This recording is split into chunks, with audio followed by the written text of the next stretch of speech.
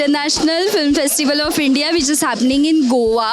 और अभी हमारे साथ पिछले 2-4 दिन से इस फेस्टिवल में गोल्डन मैन बने हुए घूम रहे महेश बाबू है। तो हमने ऐसे ही सोचा कि उनके साथ बात करें और उन्हें पूछे कि उनका एक्सपीरियंस कैसा है और उनकी स्टोरी क्या है। तो चलो उन्हीं के साथ बात करते हैं। सो हमारे साथ है गोल्डन मैन महेश बाबू। तो आप कब से कर रहे हैं ये गोल्डन मैन? हम सन 2020 से कर रहे हैं। अच्छा, क्यों स्टार्ट किया ये? हम प्रिंटिंग लाइन में काम करते थे चेन्नई में ना, तो हम देखे यूट्यूब चला रहे थे, तो उसी में देखे जो एक गोल्डन मैन विदेश का है। सोचे जो गोल्डन मैन बन सकते हैं तो हम भी बन सकते हैं। तो हम भी गोल्डन मैन के कपड़े तैयार किए। तैयार करने में बहुत समय भी लगा। तैयार किए, उसके बाद जाके मार्केट में खड़ा हुए फर्स्ट दिन हम 800 रुपया कमाए। हम सोचे जो भाई ये जो कंपनी में 12 घंटे ड्यूटी करने से अच्छा यहीं पे 2-3 घंटा कमाते हैं। मुझे golden man artist, makeup artist भी बोलते हैं लोग। तो हम सोचे इज्जत भी मिल रहा है, आर्टिस्ट भी हैं, अच्छा पैसा भी कमा रहे थे, यही कमाए। तो धीरे धीरे हम तिरुपुर में काम किए। तिरुपुर से चेन्नई गए, चेन्नई में बहुत दिन भी रहे। चेन्नई से उसके बाद बेंगलोर गए, बेंगलोर में भी काम किए, हैदराबाद में भी काम किए। उसके बाद मुंबई गोवा में आ गए, मुंबई में भी गोवा में भी हैं। ये आपका गोवा में पहली बार है अभी? गोवा में पहली बार नहीं, गोवा में हम साल भर से रहते हैं। 1 साल भर से रह रहे हैं। इफ्फी में पहली बार है? नेक्स्ट ईपी में लास्ट में आए थे।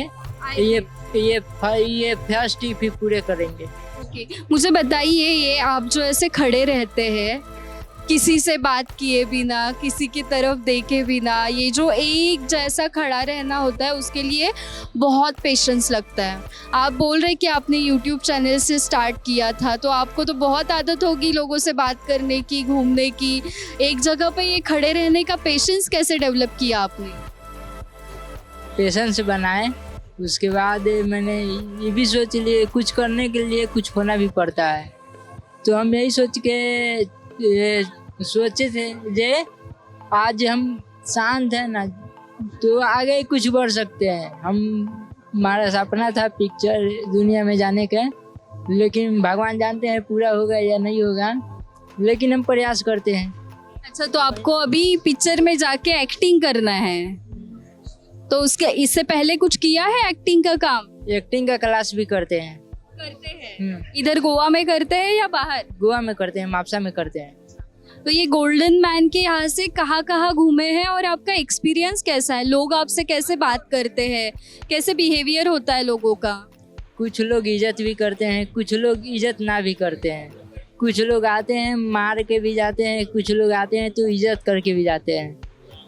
ये बहुत पेशेंस वाला काम होता होगा ना, तो गुस्सा नहीं आता जो लोग मारते हैं, कुछ करते हैं वो? हम गुस्सा इसलिए नहीं करते हैं क्योंकि ये सोचते हैं जैसे घर के गार्जियन जिसका व्यवहार देता है ना, उसी तरह उसका बच्चे भी व्यवहार सीखते हैं। जो अच्छे घर के हैं ना वो अच्छे व्यवहार से हैं, जो बुरे घर से हैं ना वो बुरे घर व्यवहार से हैं।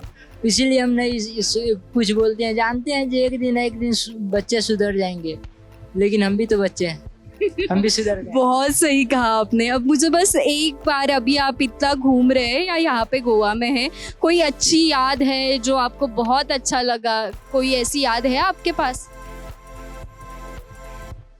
एक्सपीरियंस जो बहुत अच्छा लगा, लाइक ऐसा लगा कि हाँ ये मैं कर रहा हूँ वो बहुत सही है, इसके लिए मैं करूँगा? मैं गोवा में आए ना तो कुछ अच्छा भी पैसा कमाने लगे। ये रोहन कहते हैं टूरिज्म मिनिस्टर सर, तो ये हमको सपोर्ट किए हैं। हम इनको धन्यवाद करना चाहते हैं, और उन्हीं के कारण शायद हम गोवा में टिके हैं, नहीं तो नहीं टिकते हैं। रोहन सर को बहुत बहुत बधाई देना चाह रहे हैं। Thank you so much. तो ये थे गोल्डन मैन महेश बाबू। आप इफ़ी में इनसे मिल सकते हैं, इनके साथ फ़ोटो भी खींच सकते हैं और इनके लिए डोनेशन भी दे सकते हैं। तो ज़रूर आइए और उनसे मिलिए ज़रूर। Thank you.